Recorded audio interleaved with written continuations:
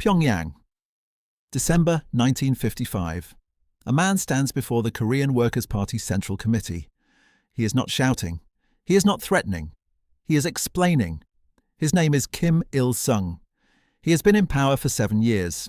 And in those 7 years, he has watched every other communist leader in the world make the same mistake.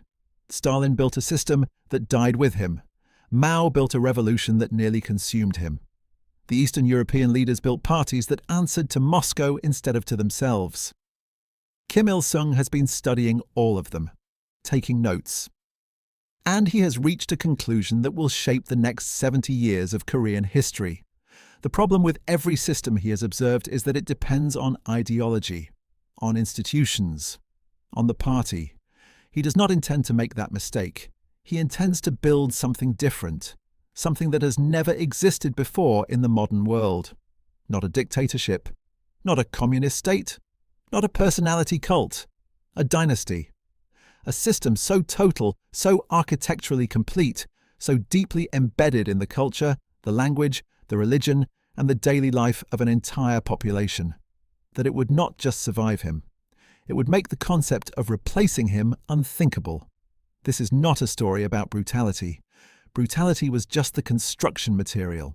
This is a story about the most sophisticated act of state building in the 20th century and the man who designed it from scratch alone in a country most of the world had forgotten existed. Part 1. The man nobody built. To understand what Kim Il-sung built, you need to understand what he started with. Not a revolutionary movement with deep roots. Not a charismatic ideology with mass following. Not even a name people recognized.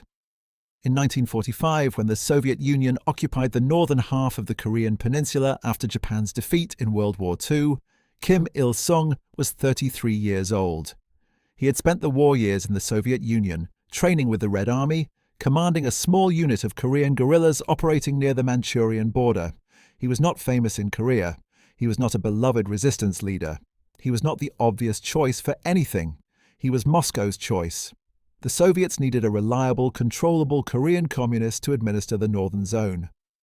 Kim was young, malleable, militarily competent, and sufficiently obscure that he would depend on Soviet support to establish himself. Or so they believed. What Moscow did not understand, what no one understood yet, was that Kim Il-sung was not studying how to be a Soviet client. He was studying how to make himself irreplaceable. And the first thing he needed to do was solve a problem that would have paralyzed a less methodical man. He had no legitimacy. The Korean independence movement had real heroes, real figures with genuine popular support. Men who had fought the Japanese for decades, who had spent years in exile or in prison, who had genuine revolutionary credentials. Kim had none of that, so he invented it. Part 2. The Mythology Factory. This is the first layer of the architecture, and the most underappreciated one. Before Kim eliminated his rivals, before he built the gulags, before he constructed the surveillance state, he built a story, not a political platform, a myth. The myth of Kim Il-sung did not emerge organically. It was manufactured systematically from the moment he took power, and it was manufactured with a sophistication that Western analysts consistently underestimated. The myth had several components, each designed to address a specific vulnerability: the military legend. Kim's actual guerrilla record was real but modest. The mythology transformed it into something superhuman. Battles he had not fought were attributed to him. Victories were exaggerated to the point of fantasy. By the 1950s, official North Korean history credited Kim with personally defeating the Japanese Empire, a war that involved hundreds of millions of people across the entire Pacific. The divine origin. Kim was not simply presented as a political leader. He was presented as a being of a different category, someone whose birth had been accompanied by natural signs, whose presence transformed the physical world, whose words carried the force of natural law. This was not accidental. Kim had studied how religion functions, how it creates loyalty that no political argument can break, and he built a secular religion around himself, the eternal present. North Korean time itself was restructured. The calendar was changed.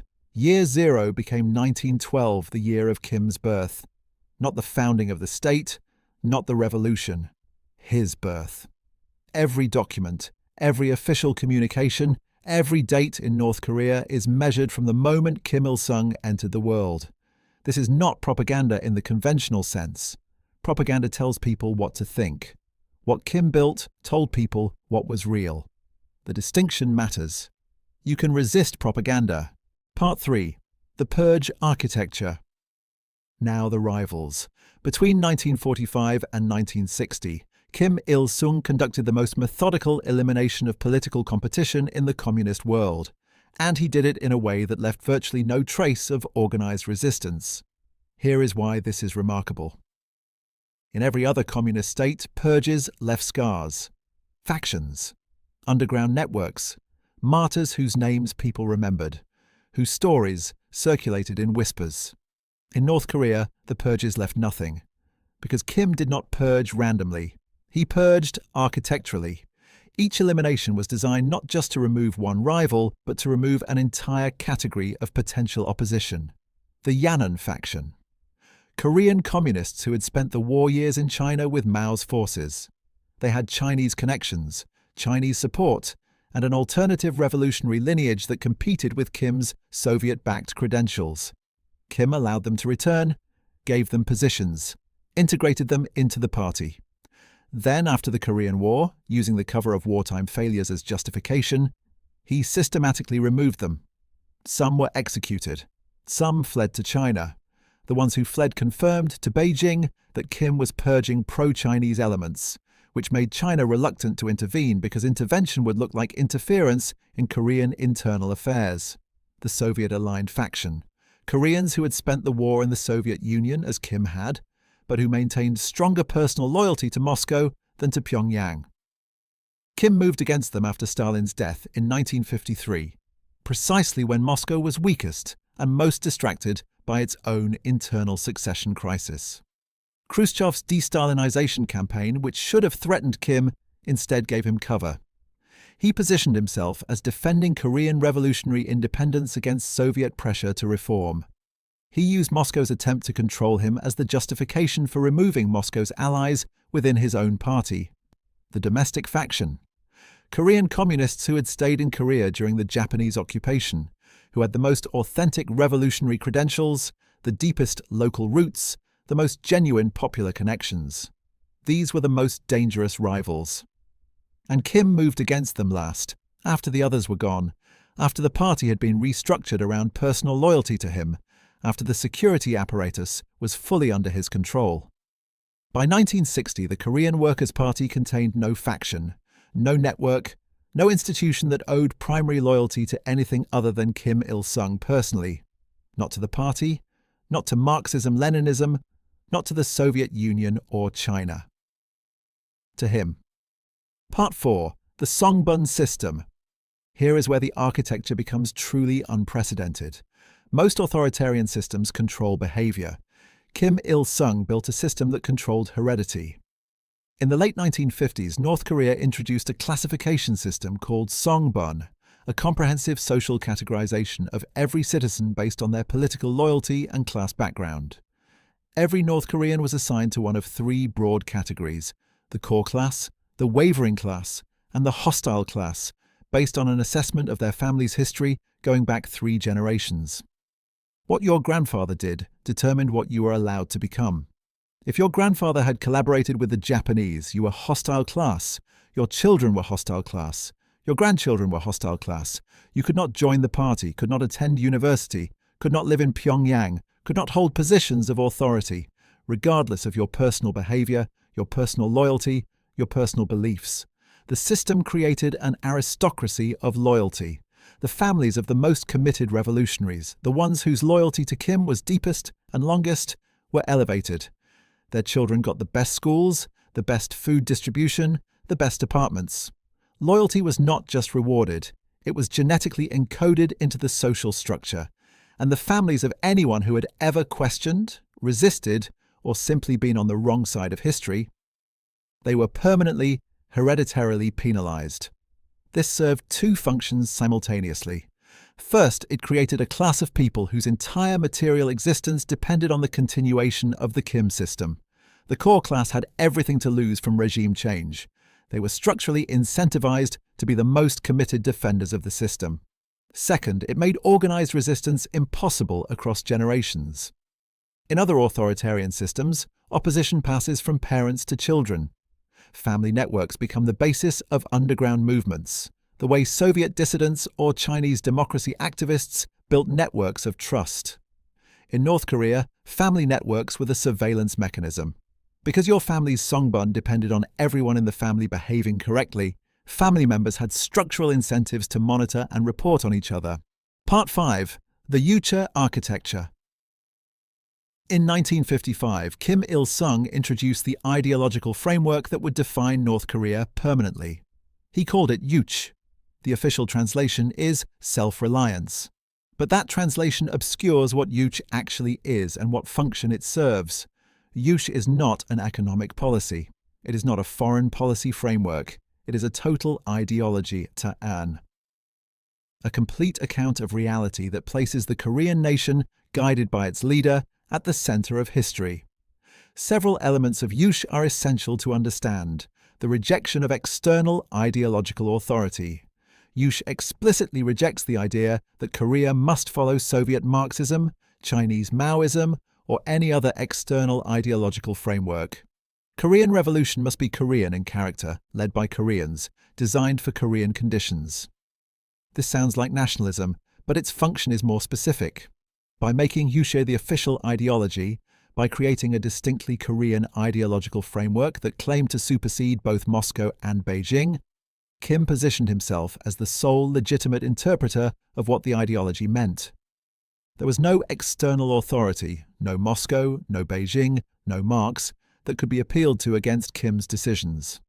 Every ideological challenge to Kim's rule could be dismissed as non-Korean, as imperialist, as a failure to understand Yuche.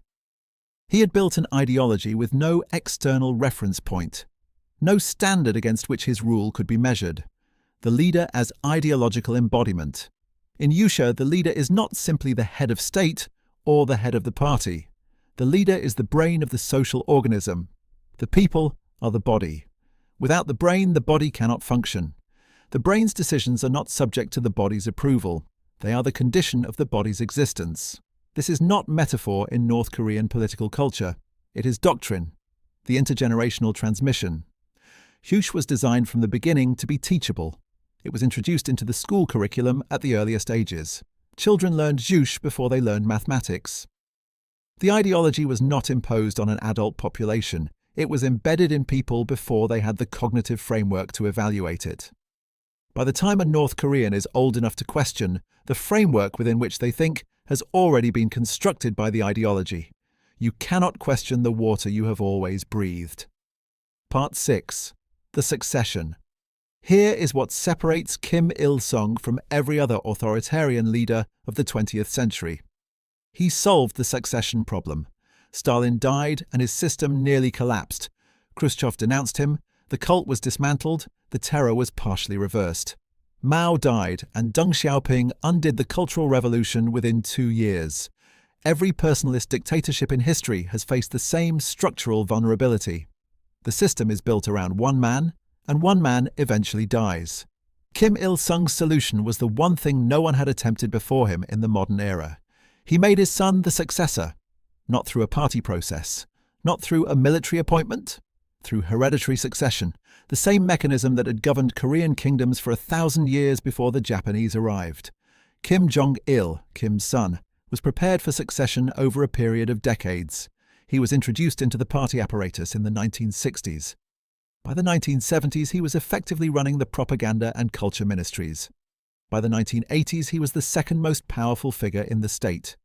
He was not presented as a political successor. He was presented as a continuation. The mythology was expanded to include him. His birth, like his father's, was accompanied by supernatural signs. A new star appeared. A double rainbow formed over the mountain where he was born. The sacred lineage, the thing that made Kim Il-sung not just a leader but a being of a different order, was transmissible. It passed through blood.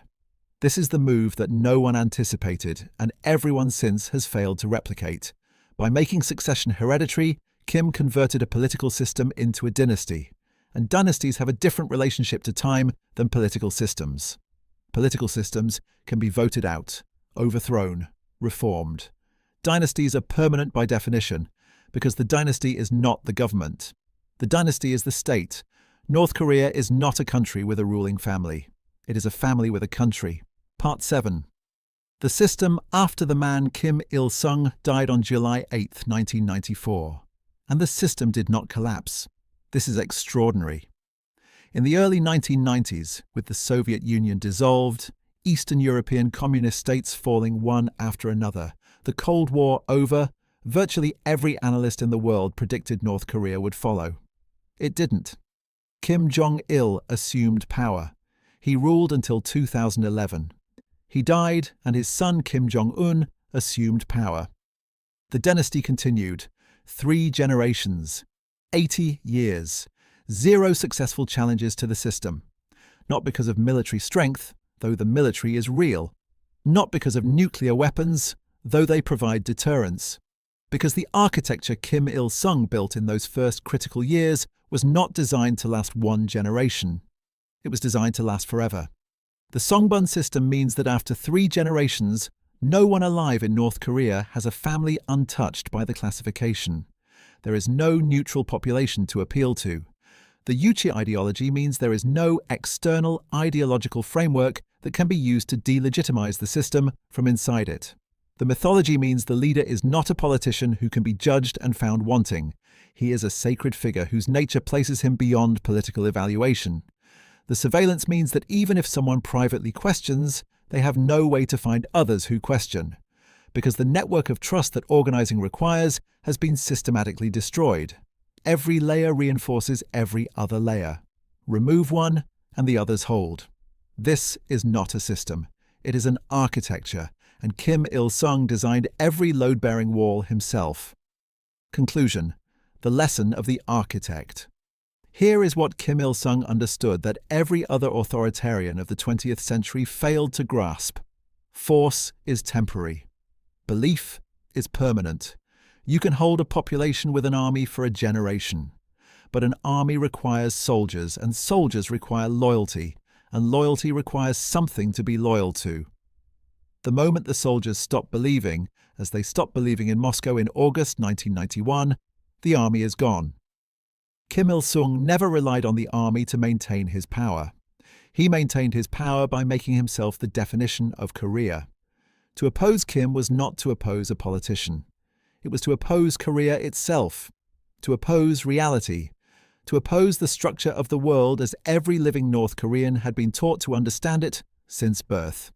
You cannot organize a revolution against a concept. You cannot overthrow a god. You cannot dismantle a dynasty from inside a system that has removed every tool that dismantling requires. Stalin built a system. Kim built a world.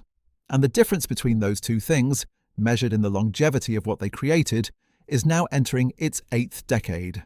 Kim Il-sung died in 1994. His son ruled until 2011. His grandson rules today. The flag is the same. The mythology is the same. The dynasty continues. Not because no one has tried to stop it, because Kim Il-sung built something that makes trying unthinkable. That is not power. That is architecture, and architecture, unlike power, does not need to be defended. It simply stands.